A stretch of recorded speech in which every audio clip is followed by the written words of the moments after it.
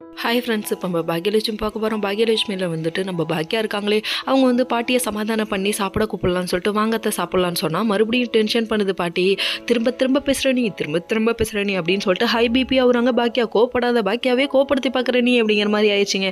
என்னம்மா எத்தனை தடவைமா சொல்லுவேன், உன் பையனை கட்டிக்க எனக்கு விருப்பம் இல்லைன்னு அந்த அவங்களும் எத்தனையோ தடவை சொல்லிட்டாங்க. ஆனால் கேட்கவே மாட்டேங்கிறியே. கட்டிக்கிட்டா தான் சாப்பிடுவேன் சின்ன குழந்தை மாதிரி அடம்பிடிக்குதுங்க. இதை பார்க்கும்போது எப்படிங்கிறியா தோணுது, உனக்கு சோறு போட்டு கொண்டு வந்து உட்கார வச்சதுக்கு உன்னால் எவ்வளோ பண்ண முடியுமோ அவ்வளோ பண்ணுற அந்த மாதிரி இருக்குது.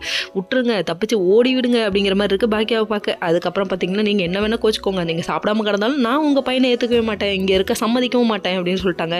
வீட்டை விட்டு காலி பண்ணு அப்படின்னு ஒரே வார்த்தையாக சொல்லிட்டாங்க.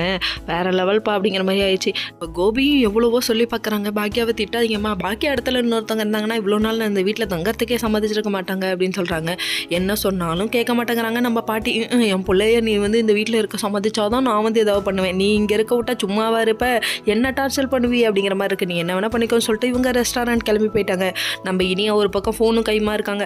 இந்த இது கேட்டால் இது வாலிப வயசு அப்படிம்பாங்க, கேட்டால் 2K கிட்டு அப்படிம்பாங்க, எல்லாம் தேவையா அப்படிங்கிற மாதிரி ஆச்சு. நம்ம அங்கே வந்து பாட்டி சாப்பிட்டாங்களா இல்லையான்ற கவலையோடு இருந்த நம்ம பாக்கியா திடீர்னு ஃபோன் மேலே ஃபோன் பண்ண இவங்க எடுக்கவே இல்லைங்க, வீட்டுக்கு கிளம்பி வந்துட்டாங்க. ஏண்டி ஃபோன் எடுக்கலன்னு கேட்டால் இல்லைம்மா கிளாஸில் இருந்தேன், என்ன பண்ணுறது, இப்படி ஒரு பொய்யை தானே சொல்லி ஆகணும், அதனால் இப்படி ஒரு பொய்யை சொல்கிறாங்க. உடனே கோபி சமாதானம் பண்ணி சாப்பிட வச்சிட்டாருன்னு விஷயத்தையும் சொல்லிட்டாங்க. கோபி காஃபி போட்டு கொடுத்தா குடிக்க மாட்டியான்னு அதுக்கு வேற சண்டை வருது. என்னடா இது கொடுமை. ஓகே.